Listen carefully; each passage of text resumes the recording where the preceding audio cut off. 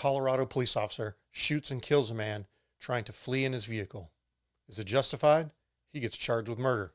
Let's break it all down. My name's Kevin. This is Badgecast.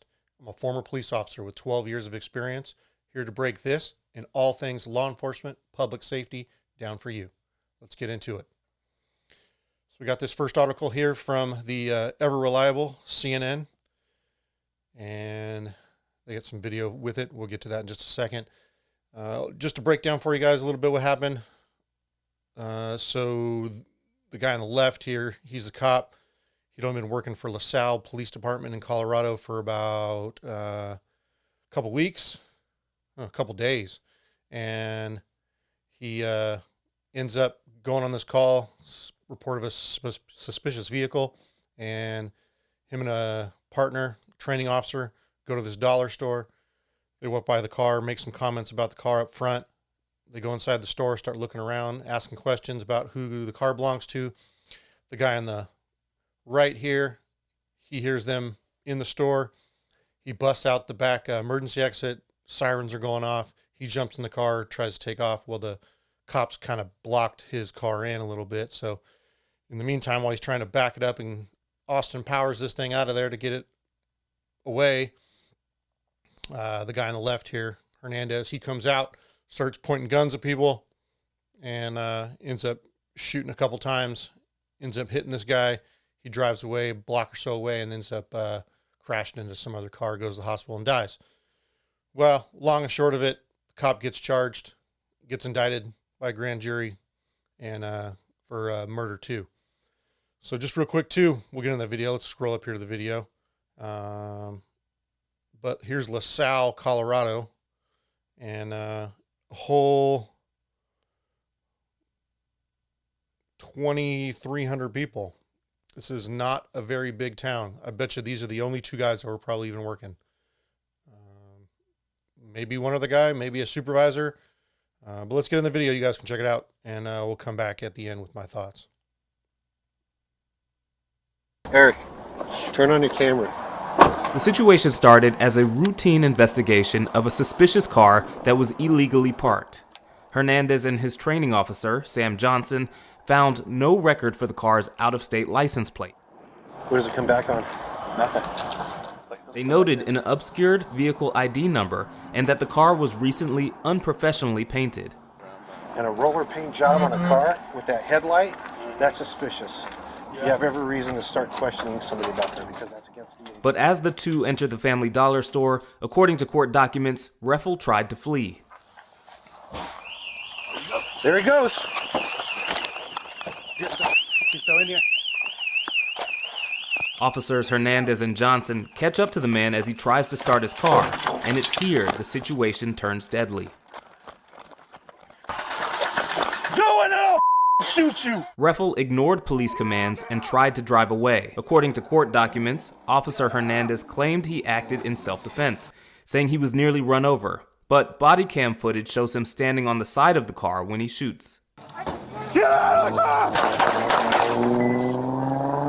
An autopsy showed Reffel died from a single gunshot to his torso. So that's pretty much it. Like I said, ended up putting some rounds in the car. He drives away, so there's not much more after that. So he goes to trial on the second-degree murder, and the jury gets hung in deliberation. They don't ever talk about what exactly was the hang-up. But the interesting to me about all of these articles, they all just regurgitate each other.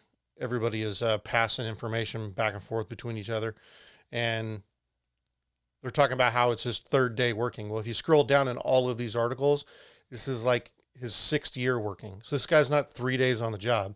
He's not some brand new rookie cop. This guy's been around. What I tried to find was, where did he work before this?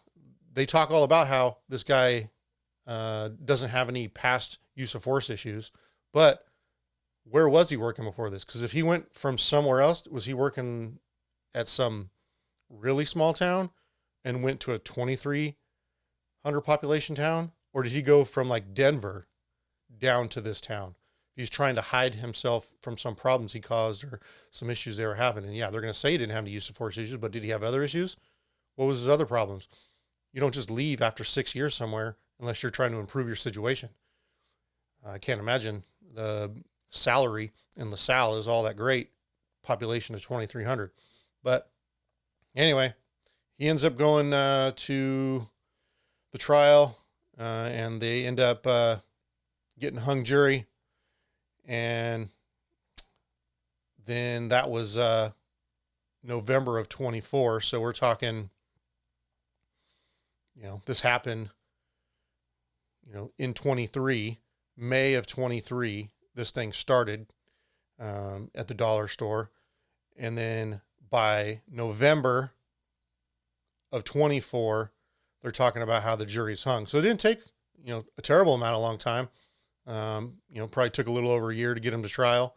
And then what really came to light with all this and how it's hitting all the news medias again now is because they set a new trial. They're going to charge this guy again for the murder too. Well, they set the trial for sometime out in March of 2025. Well, this guy didn't want to go back to trial. Ultimately, that's what came down here, is this guy decides that he's going to go and just take a deal. He's going to hang this whole thing up for a manslaughter charge. Maybe he's going to get some probation. He hasn't been sentenced or anything yet. This just came out, less than a week ago, that he pled guilty to these 2023 shooting. And so let's talk about this whole situation right here, where he's going to put some rounds in this car. Everyone in the academy is taught the cliche phrases of, if you're afraid for your own safety or the safety of your partner. And that thing stretches a really far way. And that's one of those things that law enforcement is this business of, well, this is the way we've always done it.